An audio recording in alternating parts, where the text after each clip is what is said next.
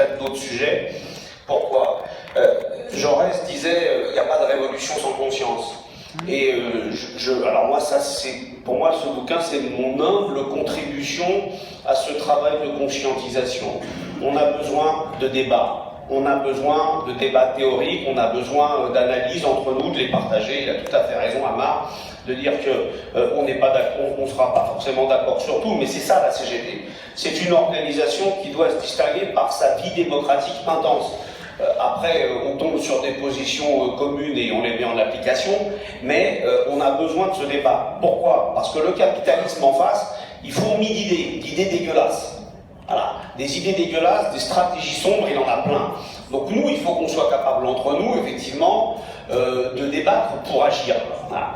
Et si vous voulez, ce qui se passe avec l'apparition des chaînes d'information en continu, on le sait, ces chaînes d'information, elles appartiennent pour l'essentiel à des grands milliardaires, elles appartiennent à des très grandes fortunes, ce sont les médias du capital.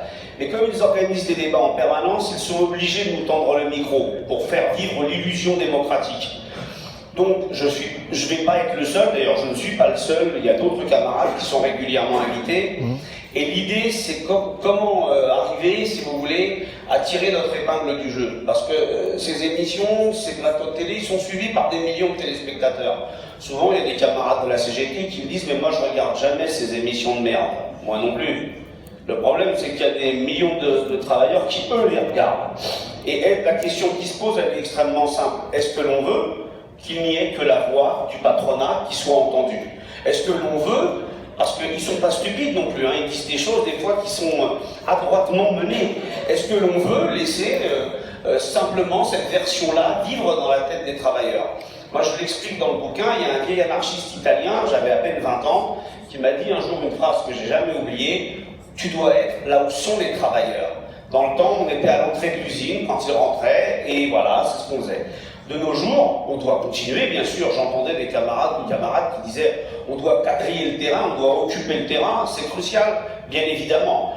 Ça suffit pas d'être sur les plateaux de télé. Ce qui fait le syndicalisme CGT, c'est ce syndicalisme de terrain, cette vie syndicale de qualité. J'entendais là des camarades, justement, qui disaient des choses très pertinentes sur la manière dont ils avaient préparé et gagné ces élections en étant au plus près des salariés. Voilà. Mais ça, cette stratégie, on est dans une société de communication aujourd'hui.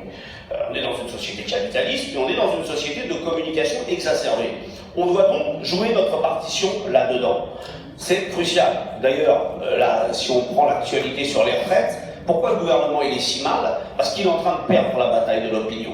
Alors on sait depuis 2010 que gagner la bataille de l'opinion, ça ne suffira pas. Il va falloir gagner la victoire tout court. Voilà. Mais gagner la bataille de l'opinion, c'est très important. Dans le rapport de force, quand vous organisez des manifestations massives avec une opinion qui vous est très majoritairement favorable, c'est pas du tout la même chose que lorsque l'opinion elle ne vous est pas favorable. La pression politique n'est pas la même. Donc voilà, l'idée c'est de voir comment est-ce que justement on doit occuper ce terrain médiatique. Alors après, j'ai d'autres réflexions, effectivement, sur à la fois les stratégies du camp d'en face, comment est-ce qu'on en est arrivé là, l'adversité, c'est-à-dire qui on a en face de nous, les différents larbins du patronat, y compris l'extrême droite, en essayant de traiter chacun de ses ennemis de classe séparément, et puis aussi en essayant de réfléchir sur ce qu'on pourrait faire mieux. Voilà. Parce qu'il y a l'adversité du camp d'en face, mais est-ce que nous, on pourrait peut-être faire mieux? Et je sais que là, j'aborde un certain nombre de sujets, j'aborde les questions internationales. Moi, vous savez que je suis membre de la direction confédérale depuis mai, mais je suis également un des dirigeants de l'Union départementale CGT du Val-de-Marne, qui, comme vous, a adhéré un peu avant vous à la Fédération syndicale mondiale. En même temps, donc on est porteur de ces questions d'affiliation internationale et on partage avec vous l'analyse que vous faites. Et on sait qu'au jour d'aujourd'hui, on n'est pas majoritaire, mais on gagne du terrain, on est de plus en plus entendu et écouté, et c'est très très bien. Moi je dirais juste une chose, en ce moment, vous avez vu ce qui se passe en Bolivie, hein. Bon, écoutez, vous pouvez chercher ce que dit la CES ou la CSI sur ce coup d'État en Bolivie, sur la dictature qui se met en place tranquillement, et puis vous ne le trouverez pas, alors que la Fédération syndicale mondiale, elle s'est exprimée très clairement en ce sens. Ces questions internationales, elles sont vitales.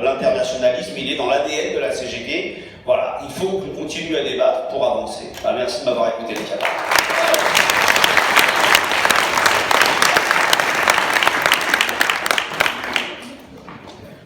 Merci à toi, Benjamin. Eh ben, nous allons